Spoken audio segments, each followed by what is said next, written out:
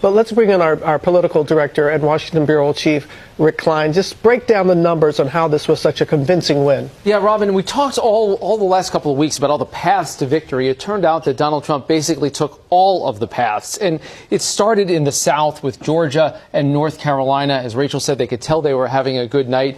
Pennsylvania, so decisive for that campaign because it was the biggest battleground and a must-win for Kamala Harris. And then Wisconsin ended up being the clincher. And as we speak this morning, we still see Trump up in the other battleground states, including Michigan, Nevada, Arizona. It's possible that he comes out on top in all 7 of the battlegrounds, which would just be kind of a wild finish. But, you know, we talked all campaign about how close this race was, how close the polling was, and we always knew it could tip in the same direction. Those big blue battleground states that once represented the blue wall, they ended up all tipping red, just like they did for him 8 years ago. And as we've been talking about this morning, he ran up big margins, even in blue states. It was really across the country, suburban areas, rural areas, even big cities and bluer parts of the map, all tipped in his direction, a big red wave. And in fact, it ended up being so decisive that he will, as John mentioned, end up almost certainly winning the popular vote. He's up 5 million as of this hour in the popular vote. He didn't win that either time he ran before, either 2016 when he won or 2020 when he lost. Guys? His base really showed up. And it showed even in those rural areas, as you showed all night long, both of you, all night long. But let's bring in... Good morning. It's now 5:35 here in the East. We are allowing all of our stations across the country to join us now with the breaking news. We are projecting at this hour the 47th President of the United States, Donald Trump, will be elected to return to the White House. Not consecutive terms. We mentioned a moment ago as we were on our air with our coverage, the first since Grover Cleveland to serve non-consecutive presidential terms. Donald Trump returning to the White House as the 47th President of the United States. He does so with Wisconsin now in his win column. Of course, there are a number of states on the map that still look pretty favorable for Donald Trump tonight, but Wisconsin was the state that put him over the map, getting him to 279 at this point, to Kamala Harris's 219 electoral votes. I'm going to quickly rejoin the team here so that the entire network can hear a little bit of what we're our early analysis. And John, as you and I have been saying all night long, this is an extraordinary political comeback. You say we've never seen anything like it. Look, the greatest political comeback in American history, and a victory unlike any that Donald Trump has ever seen, because not only does he win what appears to be a decisive electoral college victory, it seems like he is on the verge of winning the popular vote as well. So he comes back to the White House. Remarkable when you consider the way he left the White House in January of 2021. He comes back to the White House with a mandate.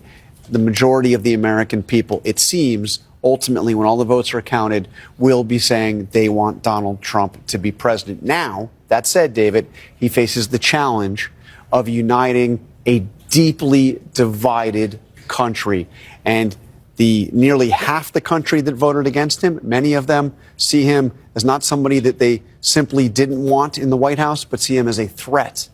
So now the question is, how does he convince those people that he can be a president for all Americans, including those who didn't vote for him? Because the Quran does not say go kill all these people. Actually, it does. No, it doesn't. Surah 9. Have you read it? Yes, ma'am. In fact, I have it in my back pocket if you'd like me to read it, because I had a feeling this might come up today. So I brought some verses from the Quran that actually do talk about this. Now, I understand. Surah 9:29, fight those who believe not in Allah, nor the last day, nor hold that forbidden which hath been forbidden by Allah and his messenger, but impose jizya, which is submission, over the infidels. Surah number 5, the punishment of those who wage war against Allah and his messenger and strive to make mischief in the land, you can disgrace them and slaughter them. So I get that you would explain these verses away. I understand that. But there are some verses that people that are Islamic have taken to do very terrible, wicked deeds. Why does Melania often carry a Hermes Birkin bag when she goes out? She uses 3 ruthless means to ensure that she remains the ultimate winner at the age of 54. There is no doubt that Melania is the most elegant First Lady. Whether she is wearing a gorgeous dress or daily clothes, she always holds her Hermes Birkin bag tightly and wears gloves. First, after becoming the First Lady, Melania carried a Nile crocodile leather platinum Birkin bag. Owning an Hermes Birkin bag symbolizes noble status and power. But when asked if she could not do commercial endorsements for products, after becoming the First Lady, Melania answered without hesitation, "I will support my man and I am willing to give up my modeling career." Second, after Melania was elected First Lady, her clothes still needed to be purchased by a stylist. When Trump was elected president, many big-name designers announced that they would not make clothes for Melania, which seemed to have an impact on Trump's political work. Third, as a model, Melania always becomes the focus of attention when attending public events. She is never sloppy in her appearance, and her excellent appearance also enhances Trump's public image.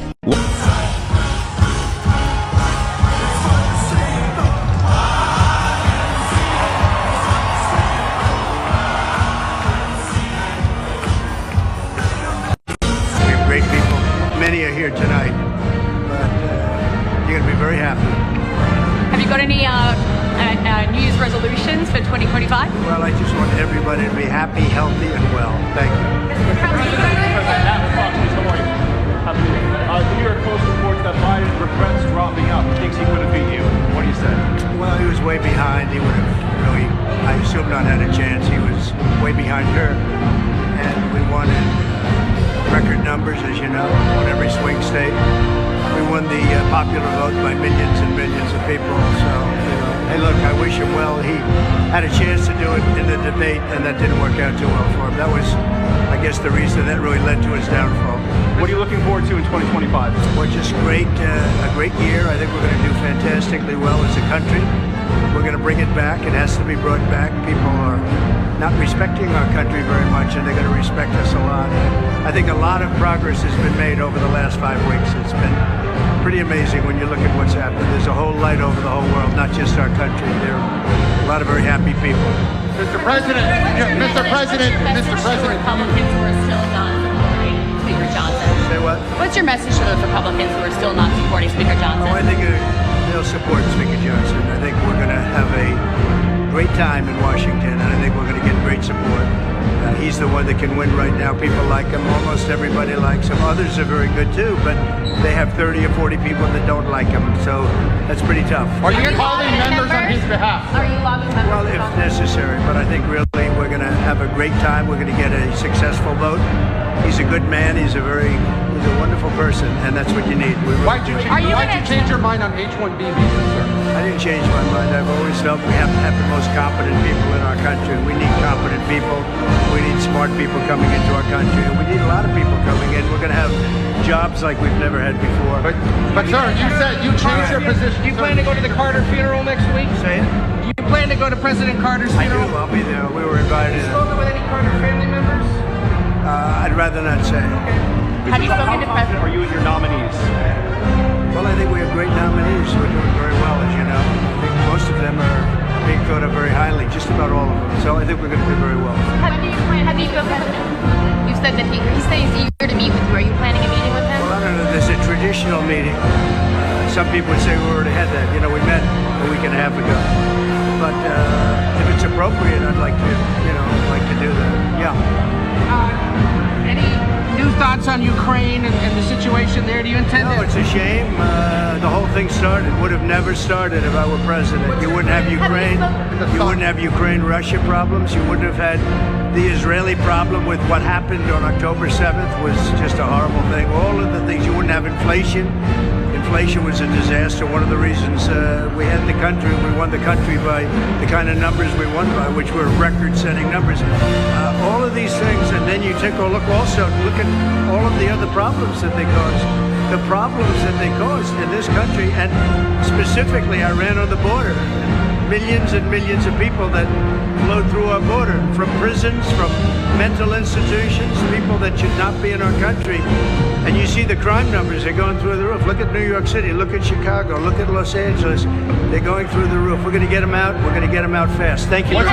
One thing we learned in the Trump administration the first go around is we got to put in all America patriots top to bottom. And we got them for law enforcement. We got them for intel collection. We got them for offensive operations.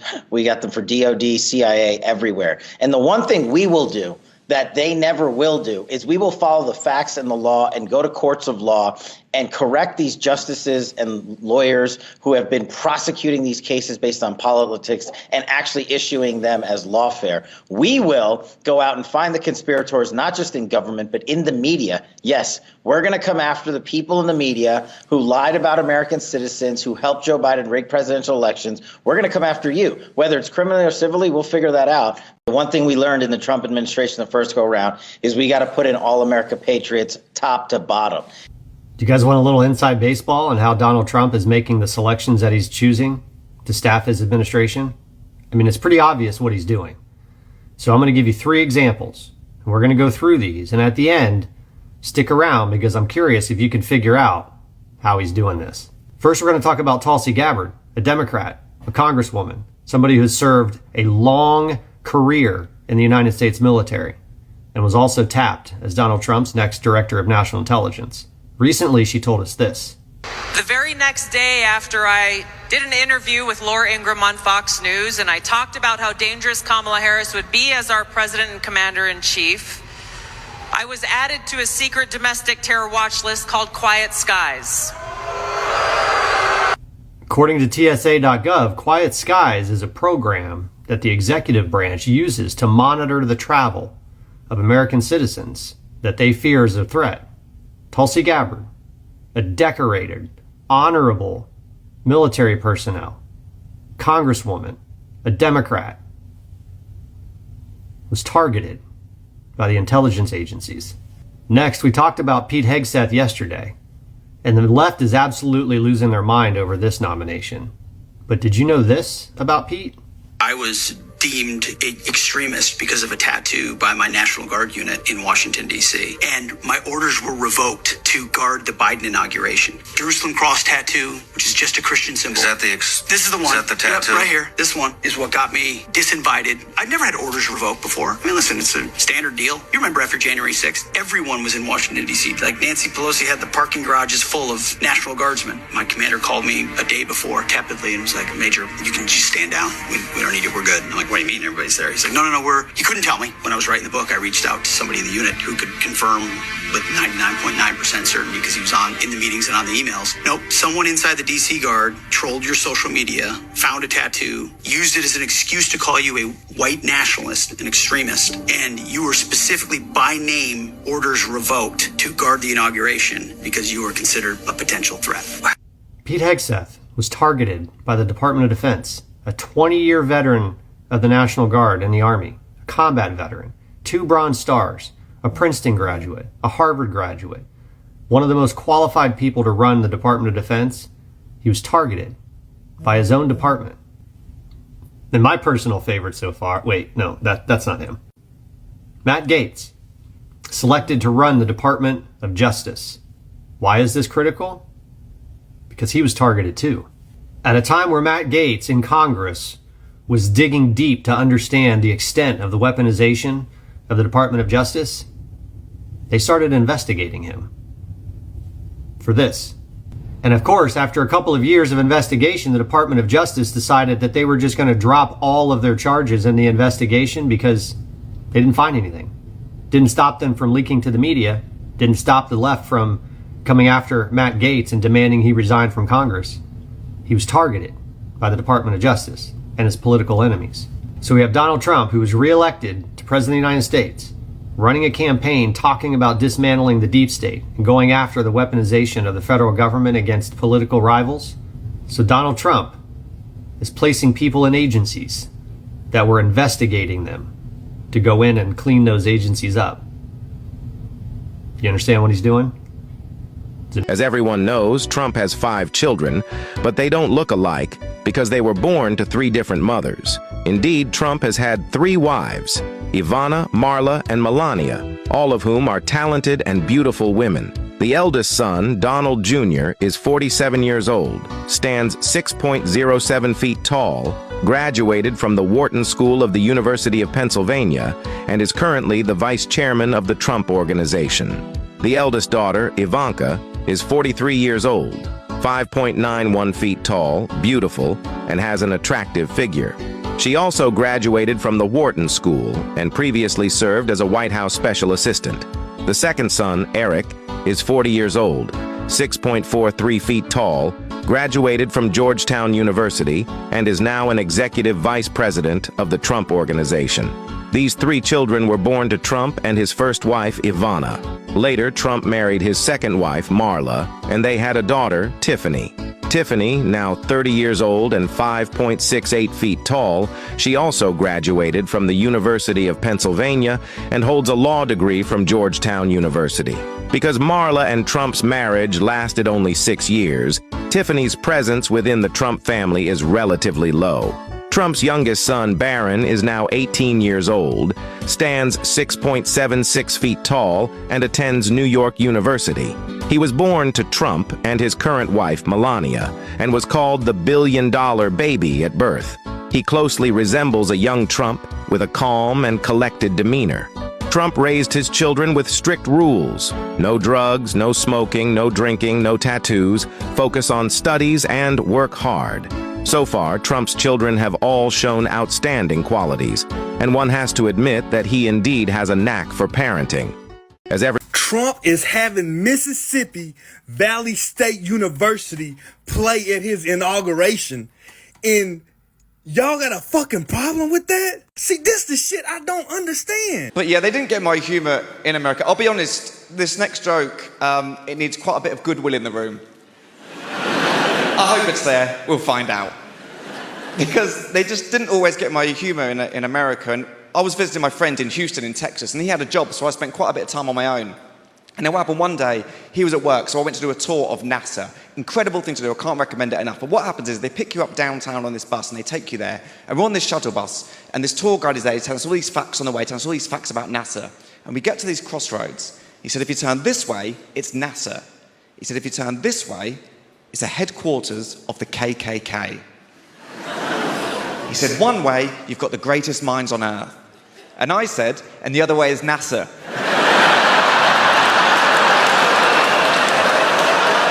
I wish you'd been there. Absolutely nothing. Do you know how hard you have to work to be the most racist person in Texas? Thank you very much. Thank you. Undercovered, underreported. That would be, to me, Joe Biden's obvious cognitive decline that became undeniable in the televised debate. At the presidential debate with Donald Trump. Unquestioned. And, you know, it's starting to emerge now that his advisors kind of managed his limitations. It's been reported in the Wall Street Journal for 4 years. And yet he insisted that he could still run for president. We should have much more forcefully questioned whether he was fit for office for another 4 years, which could have led to a primary for the Democrats. It could have changed the scope of the entire election. Yet, still, incredibly, we read in the Washington Post that his advisors are saying that he regrets that he dropped out of the race. You know, that he thinks he could have beaten Trump. And I think that is either delusional or they're gaslighting President American Biden people. has said repeatedly he was sick during the debate June 27th in Atlanta, and he's always been fine, and he leaves fine. That is his position, the position of many of his top aides as well, even though there is that reporting. Robert Costa. The biggest story that's underreported, the battle for working voters across the country. I spent a lot of time this year with Sean Fain, the head of the UAW. That's the battle of the future. Who's going to win over that person who's aligned with labor? If you plan to enter the U.S. illegally, your chances of getting caught and sent back just went up. If you're a criminal, you'll be deported. What I'm describing is accountability. A common sense middle ground approach. If you plan to enter the U.S. illegally, your chances of getting caught and sent back just went up. Hey Rob, my name is Tristan. As you've kind of voiced your beliefs and opinions more, how has that personally affected you in terms of like your career and personal life? It has. It's eliminated some potential for me to get work in Hollywood. But have you seen any great movies from Hollywood recently? I haven't. It is going to cost you to speak your mind. But at a certain point, people have to stand up because it'll cost you more to let your rights be usurped and taken away. Discuss, debate, come up with the best ideas, and then figure out a way to do it. You know, I'm going to make movies here without them, without Hollywood. I'll find out a way, or I won't, and I'll figure out something else to do. But let me tell you what I'm not going to do. I'm not going to sit and be silenced and say I'm not going to speak my mind, because I do believe that we have a chance to do something special. It's worth whatever movies that they don't want to hire me for. Thank you. Some farmers say without these workers, they have about 2 days that they can run their farms. And then after that, it's over. Oh my gosh, I love this. Now you're finding out, you dumb idiots. Now you're just figuring this out. You're so stupid and you deserve it. Wait, another 3-wood. All right. I mean, look at that. That's a perfect drive. Never was 50 yards further. Boy, that's really hit. It may be left. He's in great shape. I think up in the left hill. What do you think? I like your shot better. You do? Okay, then let's use this. Oh, beautiful. Sit down. Sit. Beautiful shot. Nice. That way, partner. It's a good call. Oh, be good. Chet, this is a little closer. I'll let you call it, but I know that that's going to break. Like, I can control that. I know how to hit what that do you putt. like better? I like your Let's shot. go. This would be a solo birdie if you make this right here. I want to see you knock one in here. Go in. Go in. Go. Yeah. Let's go. He made a solo birdie. Well, I hit 3 good ones. I did 0. I didn't do anything that hole. You didn't do anything there, huh? Nope.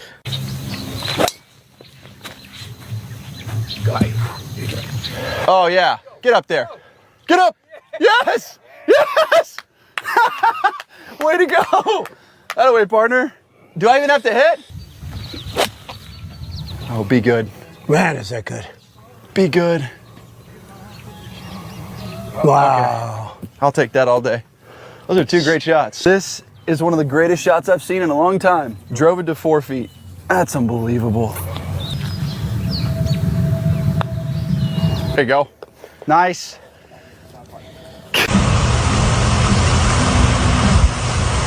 Oh, that looks like a great shot. This could be over right now. Oh! Ladies and gentlemen, how about that shot? Oh my God. Somebody wanted to end this really. Bernie Sanders is working with Donald Trump to try to max credit card interest at 10%. Now, will the Republican Congress approve this? Probably not, but good job for Bernie and Trump working together. It's a decision stirring both controversy and emotion in Scranton on Saturday afternoon. President Joe Biden's clemency for Michael Conahan, a former Luzerne County judge convicted in the infamous Kids for Cash scheme, has reignited calls to change President Biden Expressway and Biden Street back to their original names, the Scranton Expressway and Spruce Street. Michael Conahan was sentenced to 17 and a half years in prison in 2011 for his role in a judicial kickback scheme that funneled children into for-profit detention centers. Some locals say Biden's decision to commute Conahan's sentence is a slap in the face to victims. When these judges were sent to prison, I found a little bit of justice. You know, I was able to tell my son that they are paying for what they did. And this was all just that justice was ripped right out from under me. President-elect Donald Trump has just issued a statement of condolence to the Carter family, writing on Truth Social, quote, "I just heard of the news about the passing of President Jimmy Carter. Those of us who have been fortunate to have served as president understand this is a very exclusive club and only can relate to the enormous responsibility of leading the greatest nation in history. The challenges Jimmy faced as president came at a pivotal time for our country, and he did everything in his power to improve the lives of all Americans. For that, we all owe him a debt of gratitude. Milana and I are thinking warmly of the Carter family and their loved ones during this difficult time. We urge everyone to keep them in their hearts and prayers. president-elect. Congress stripped the IRS of an additional $20 billion last week when averting the government shutdown. Originally, the tax agency had been given $80 billion in the 2022 Inflation Reduction Act, but had $20 billion cut in a 2023 budget deal, and then last week's cuts happened. The Biden administration says the cuts would add $140 billion to the national debt over the next decade because of fewer audits. Congress And starting next Wednesday, no one under the age of 14 will be allowed to have social media accounts in the state of Florida. Florida's HB 3 will allow parents to decide whether their 14 and 15-year-olds can have social media and requires age verification on sites deemed, currently 87% of 13 to 14-year-olds use YouTube, 55% use TickTock, 44% use Snapchat, and then 43% use Instagram. That's a huge chunk of kids, 13 and 14 years old. So when you think about this, I'm sure a lot of the parents don't mind it. I think, a lot of people would think that it would be a good idea. But then you run into the issue of, do the kids think it's a good idea? What kind of issues is this going to cause? So what do you think about that? Hey, John. No, seriously, John, do you think I should just sign? Well, the argument is... Tell me. John, do you think I should just sign? I'm saying that if you sign that, these workers can start getting paid. The government can start... So you would do that if you were in my position, you'd do that? I'm not in your position. I'm asking you if that's something you... I'm asking you, would you do that if you were in my position? Because if you would do that, you should never be in this position. Because you'd never get anything done. Goodbye, everybody. Hey, John. See? That's Barron. He's strong, he's smart, he's tough, he's vicious, he's violent. All of the ingredients you need to be an entrepreneur. And most importantly, hopefully, he's smart. Because smart is really the ingredient. So, Barron, good luck. You have a long way to go. Uh-oh. You won't give up the mic. See? What if the officer says, "All right, that's it. Let me see your ID"? First of all, in the United States, there is no law in any state that requires anyone to carry an ID. But in at least 25 states, a good number of states, police may require you to provide proof of your identification if they have reasonable suspicion that you're involved in criminal activity. But how can you tell if a police officer asking for your ID actually has reasonable suspicion? Apparently, even the mannequins on Fifth Avenue are doing the dance, all in preparation for the Trump inauguration.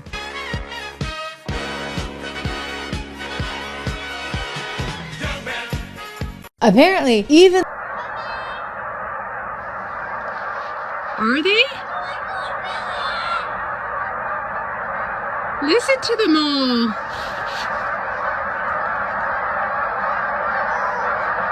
Oh my God.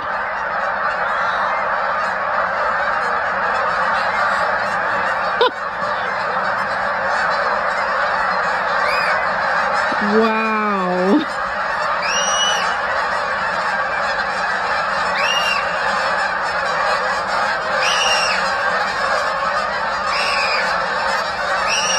Why are you screaming?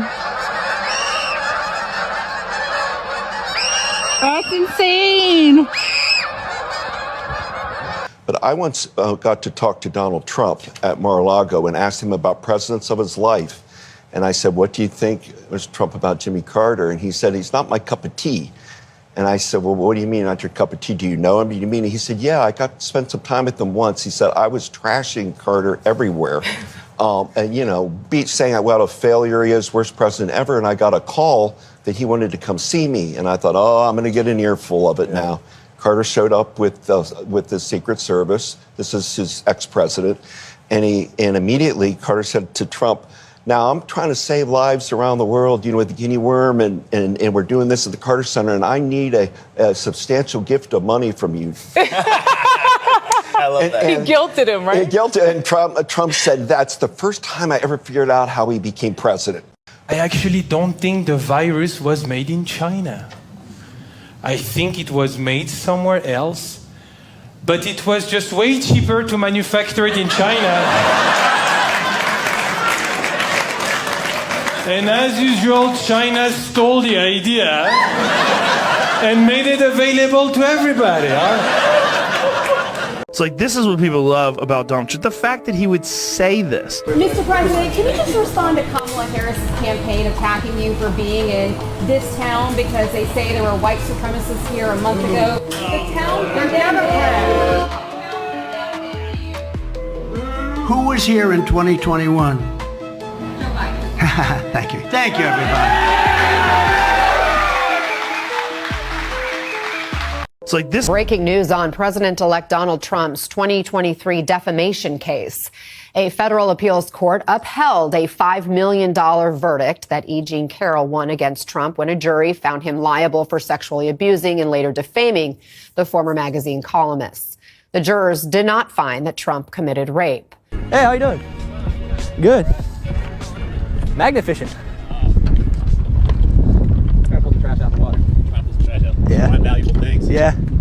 Cut yourself in earlier. Yeah. Did you really? Yeah. Pliers, knives, everything. Gotten quite a few stuff today. Okay.